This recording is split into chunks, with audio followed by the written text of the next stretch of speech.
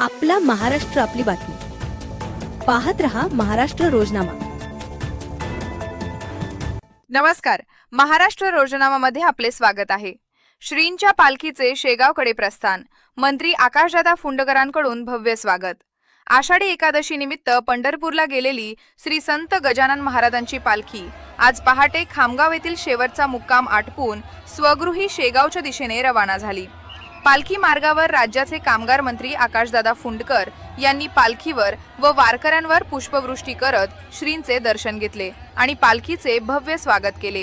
काळ मृदंगाचा गजर, टाळांचा निनाद आणि गणगण गणात बोतेचा जयघोष अशा भक्तिमय वातावरणात पालखी सोहळ्याला भाविकांनी उत्स्फूर्त प्रतिसाद दिला. पालखी सोहळ्याचे मुख्य आकर्षण म्हणजे खामगाव ते शेगाव दरम्यानची पायदळवारी. बुलढाणा जिल्ह्यासह मुंबई, खानदेश, मराठवाडा आणि संपूर्ण विदर्भातून आलेले हजारो भाविक या पायदळवारीत सहभागी झाले आहेत. हातात भगवे झेंडे, मुखी गणगण गणात बोतेचा जयघोष आणि टाळ मृदंगाच्या गजरात भाविक शेगावच्या दिशेने मार्गक्रमण करताना दिसून आले. दरवर्षीप्रमाणे यंदाही पालखी सोहळ्याला मोठे स्वरूप प्राप्त झाले असून लाखो भाविक महाराजांना शेगावी पोहोचवण्यासाठी पायी वारीत सहभागी झाले आहेत.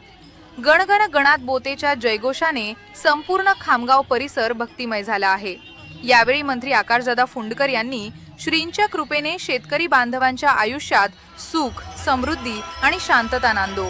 यंदाचे पीक पाण्याचे वर्ष उत्तम जावो आणि बळीराजाच्या शेतात भरघोस पीक येवो अशी श्रींच्या चरणी प्रार्थना केली.